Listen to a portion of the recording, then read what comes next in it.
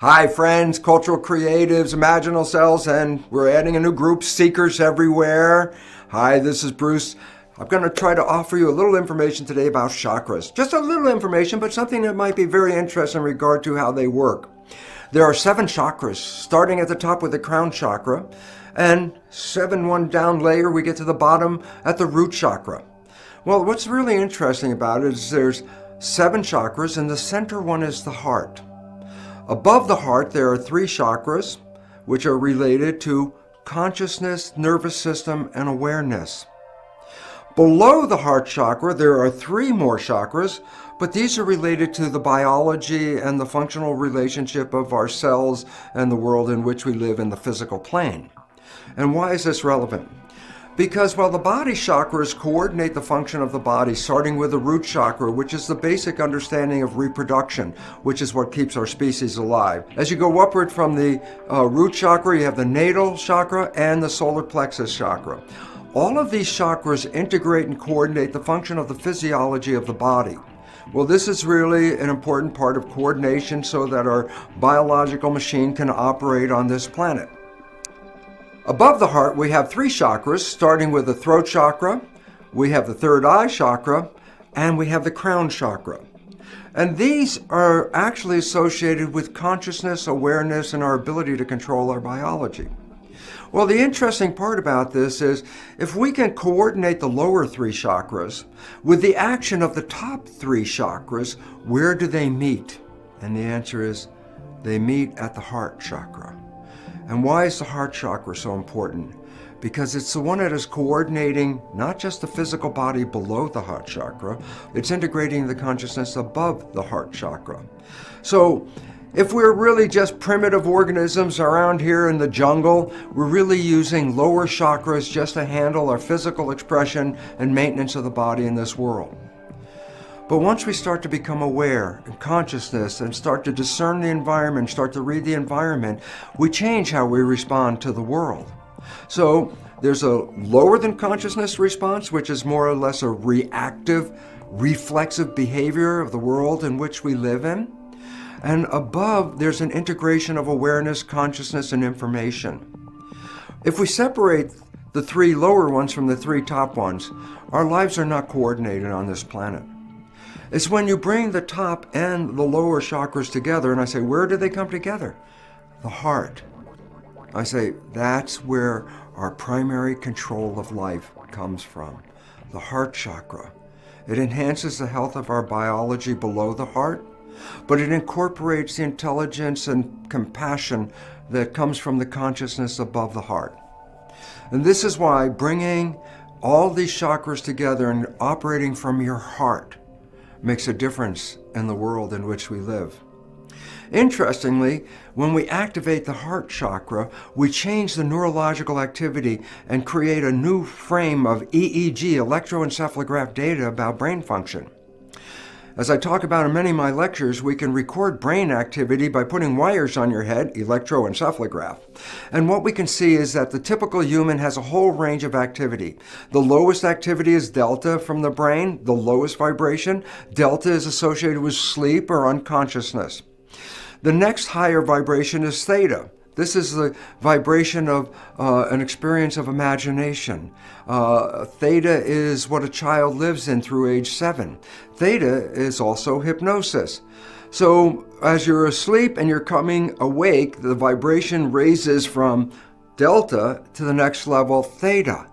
And then from theta, all of a sudden consciousness awakens to the day and you're in alpha, the next higher vibration. And that's calm consciousness.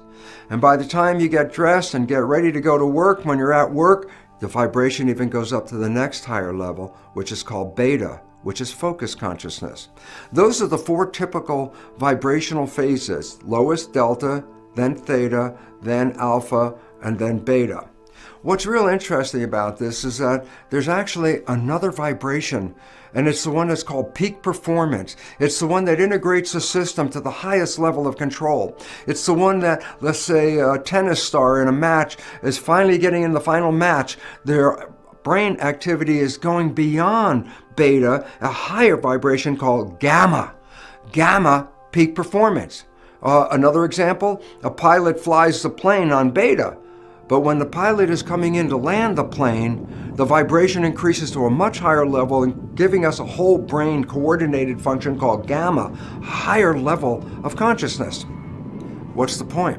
The answer is this. During some of our exercises in changing beliefs, we use something called Cook's hookup, which is an opportunity to cross your arms and legs such as this. And I say, why would we do this? And the answer is simple. My right arm is controlled by my left brain. My left arm is controlled by my right brain. So the left and right brains are not coordinated. But if I take my right arm and cross the midline, the moment I cross the midline, my right arm is not only working with my left brain, but my right brain picks it up because it's now in this domain.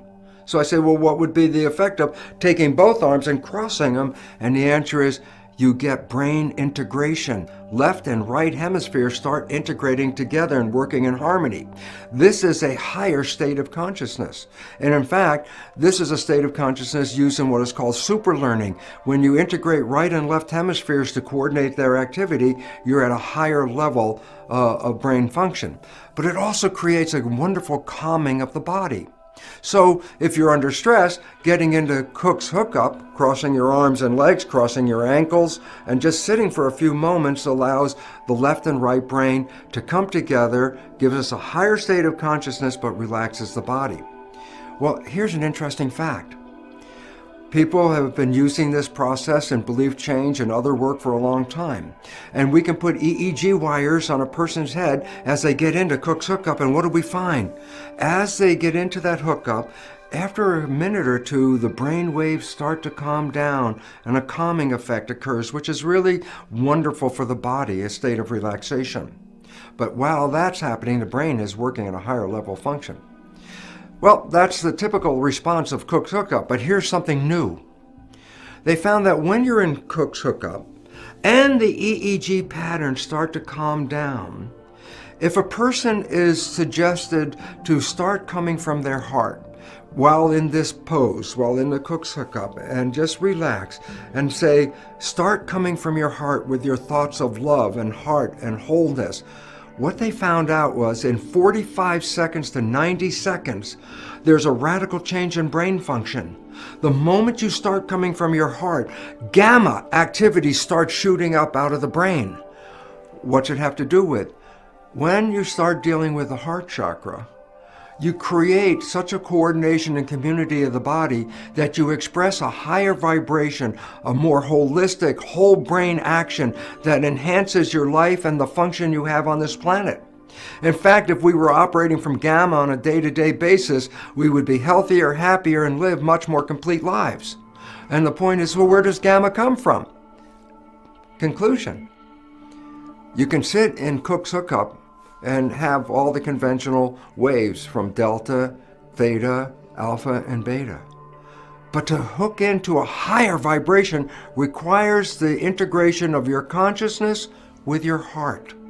And when you put your consciousness coming from the heart, not coming from consciousness, but coming from the love in your heart, a new activity, gamma, rises out. And this gamma activity is a wholly integrated, powerful status of consciousness.